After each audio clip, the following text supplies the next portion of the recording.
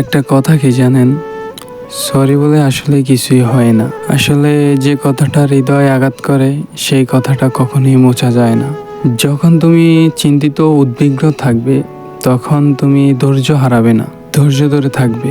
কারণ ধৈর্যের চাবি সুখের দরজা খুলে দেয়। তোমার পাশে দাঁড়িয়ে ভরসা দেওয়ার লোক কেউ নেই, পাশে দাঁড়িয়ে সামনে পথ দেখানোর মতো কেউ নেই। তোমার পিছনে দাঁড়িয়ে সমালোচনা করার জন্য অনেক লোকই আছে। যত বড় হবে ততই বুঝতে পারবে এই পৃথিবীতে প্রয়োজন ছাড়া কেউ কোনোদিনও আপন হয় না। কখনো কোনো কাজে হাল ছেড়ে দিও না। একটা কথা মনে রেখো, কাজটা যদি সহজ হতো তাহলে সবাই করতো। জ্ঞানীরা আগে চিন্তা করে তারপর কথা বলে, আর নির্বোধরা আগে কথা বলে তারপর চিন্তা করে। তর্ক করার চেয়ে নীরবতা ভালো, আর প্রতিশোধ নেওয়ার চেয়ে রাস্তা বদলে ফেলা ভালো। আর স্বার্থপর মানুষের পাশে চলার চেয়ে একা একা চলা অনেক ভালো। পৃথিবীর সবচেয়ে শক্তিশালী প্রতিশোধ হলো নির্চুপ থাকা। তাই বলে ভেবো না তুমি হেরে গেছো। মনে রেখো, জবাবটা তুমি নয়, সময় দেবে, ঠিক সময়। জীবনটা অনেকটা জ্যামিতির উপপাদ্যের মতো।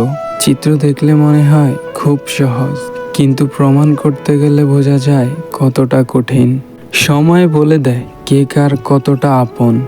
সময়ের সাথে বদলে যায় অনেক প্রিয়জন।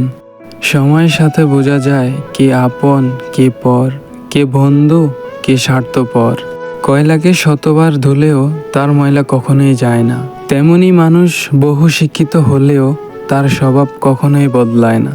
জীবনে ভালো কাউকে পাওয়ার পর যদি আরো ভালো কাউকে পাওয়ার আশা করো, তাহলে একদিন দেখবে জীবনের সবচেয়ে মূল্যবান কাউকে তুমি হারিয়ে ফেলেছ। ভাগ্য আর কত কাঁদাবে?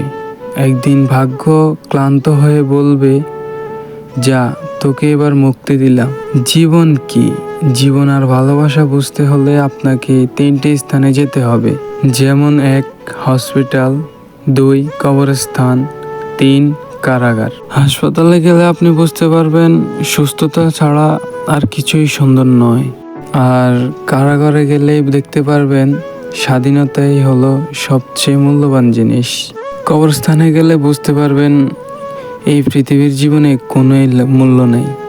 আমরা আজ যেই মাটিতে হাঁটতেছি, আগামীকাল আমাদের সেই মাটি ছাদ হবে।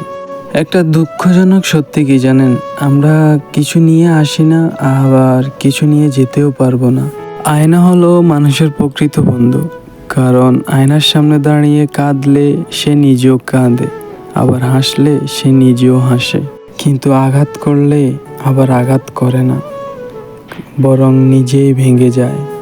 ভিডিওটি ভালো লাগলে অবশ্যই একটা লাইক করে চ্যানেলটি সাবস্ক্রাইব করে বেল আইকনটি বাজিয়ে দিবেন। ইনশাল্লাহ আবারও দেখা হবে পরবর্তী কোনো ভিডিওতে। সবাই ভালো থাকবেন, সুস্থ থাকবেন। আল্লাহ হাফেজ। Thanks for watching, thanks for visiting.